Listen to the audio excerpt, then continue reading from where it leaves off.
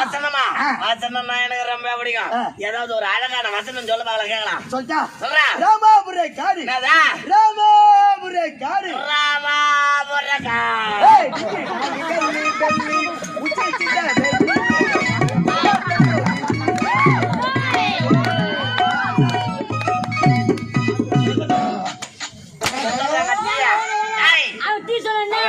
என்கிட்ட 2 கொட்டை இருக்குது. அதை வச்சு டிகாசன் போட்டு தரேன்.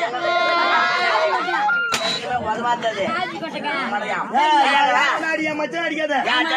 மச்சான் மோசமான பாடகர். நீ